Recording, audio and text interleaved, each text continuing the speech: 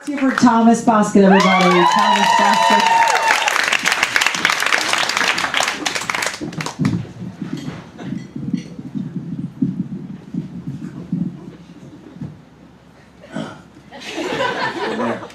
Hello, thanks for coming out this afternoon. Bright lights, big city.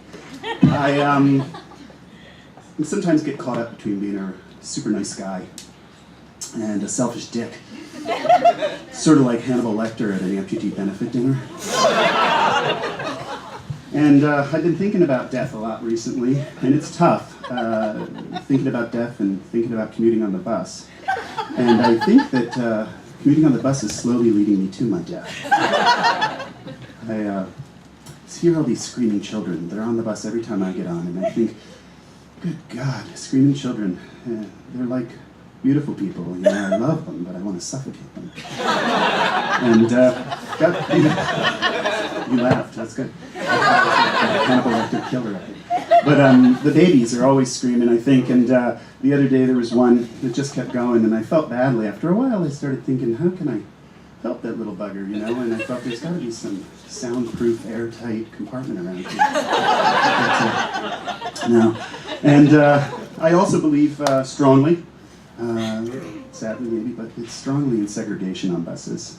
And I think when you buy your ticket, who laughed? And I said, you buy your ticket, you should be asked whether you prefer chatty or quiet. If you prefer chatty, that makes sense. It helps pass the time. My mom says no one's a stranger for long, you know, but I say after 12 hours on a bus, everyone is stranger. And if you prefer quiet and you want to have a calm ride, you know, you're up in that bus and it's a little crammed and the person next to you is, they're right up on top of you know, it gets a little disturbing. And I think rather than calm after 12 hours, this is more like a lap dance for my grandmother.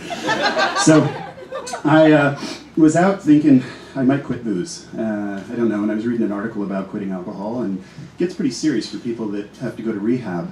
And they extolled the benefits first. They said, you know, you better skin, better sleep, better sex, increased muscle tone. I thought, sounds good. But then on the other hand, after a little bit of research, they also told you that your blood pressure will shoot up. You'll start to shake, you'll vomit, you'll shit your pants, and you'll hallucinate that everybody around you wants to kill you. So it's a tie, maybe, but I'm gonna keep drinking.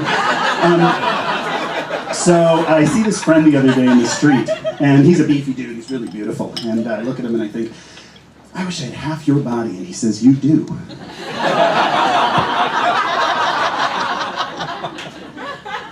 Right? So, turns out I've been married 17 years. And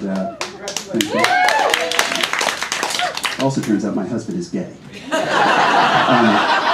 And I learned one thing. Never go home to your spouse and tell them you saw a beautiful woman on the street. Okay? I come home, I was thinking, that woman is hot, and I may be bi. She really turned me on. And I come home to my husband and I said, I may be bi. He was like, no fucking way are you bi. You're gay. I'm married to a gay man and you're not some bi dude now. And I was like, holy shit. I was so offended. I was like, my husband is a closed-minded bigot. A gay, closed-minded bigot.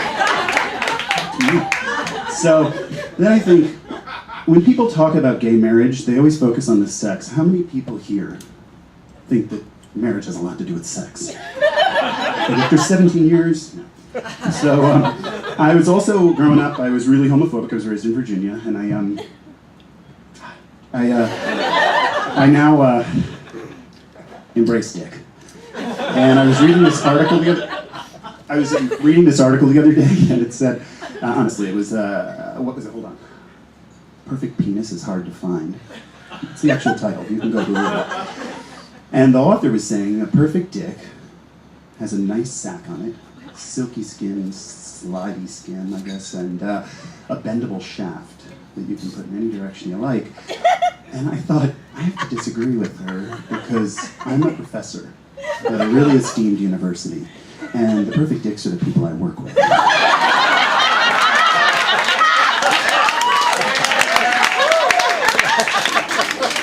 Do we end it? I mean, thank you all so much for tonight.